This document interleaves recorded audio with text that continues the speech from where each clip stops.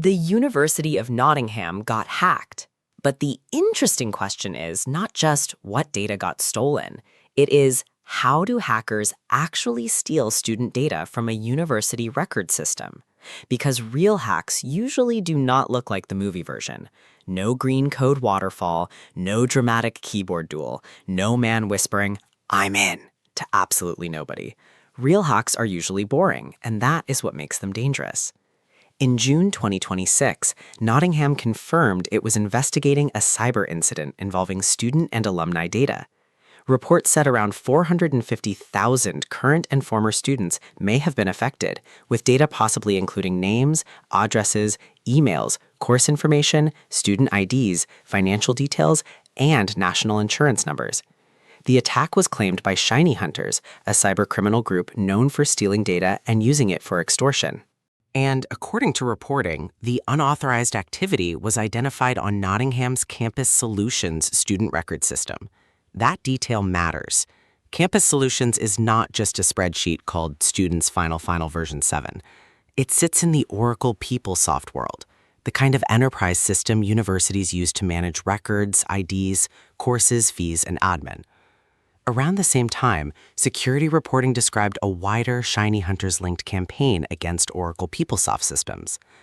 Oracle warned customers about a critical PeopleSoft vulnerability called CVE 2026-35273, reportedly exploited before the June 10th patch.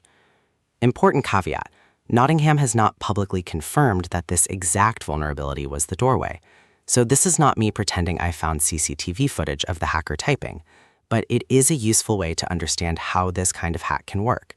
Step 1, find the doorway. For a university, that doorway might be a public record system, a login portal, a third-party service, or a staff account. If an enterprise system has an unpatched vulnerability, the attacker may not need a password.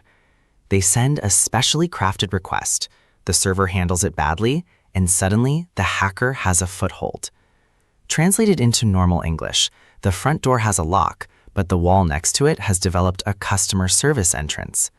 Step 2, turn the foothold into access. Getting into one system is not the same as owning everything.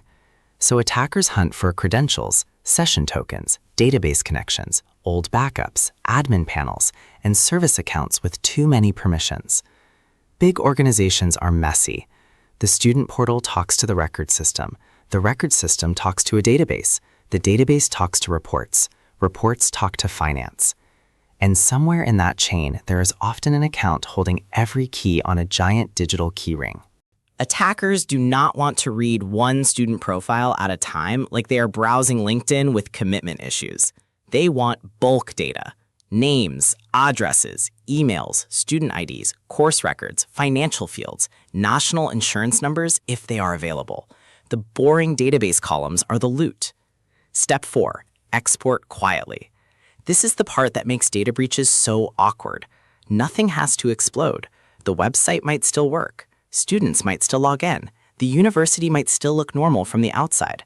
Meanwhile, data can be copied out in chunks, compressed, renamed, moved through legitimate tools, or sent through cloud services that do not immediately look like a man in a striped shirt running away with a bag labeled crime. Step 5, extortion. Once the data is outside, the hacker's business model changes. They are no longer trying to break in. They are trying to make the victim panic. They say, "Pay us or we leak it." That is why groups like Shiny Hunters are not just hackers in the technical sense. They are data thieves with a marketing department from hell. And this is why universities are attractive targets. They are not just lecture halls with suspiciously expensive sandwiches. They are giant identity warehouses. They hold student records, staff records, alumni records, addresses, payment details, course histories, visa information, research data, login accounts, and enough admin portals to make an IT department quietly stare out of a window. So when people hear university hack, they imagine a website going down. But the real problem is often what happens after the data leaves. Because stolen student data can be used for phishing, impersonation, and identity fraud. If a criminal knows your university, course, email, and student ID, they can send a message that feels weirdly specific. Not, "Dear customer, click here." More like, Your Nottingham student finance record requires verification before your next payment. That is much harder to ignore because it sounds like boring admin, and boring admin is one of the most dangerous forces in British society. So, what should people take from this? First, do not trust emails just because they know real details about you. After a breach, the scam email does not have to guess.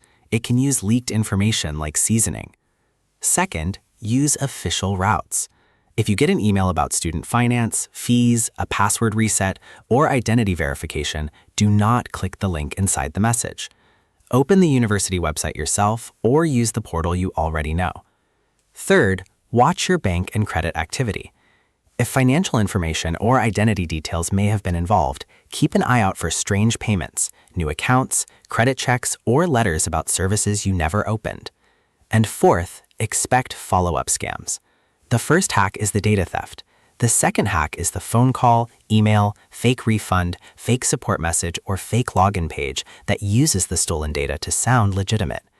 That is why this story matters beyond Nottingham.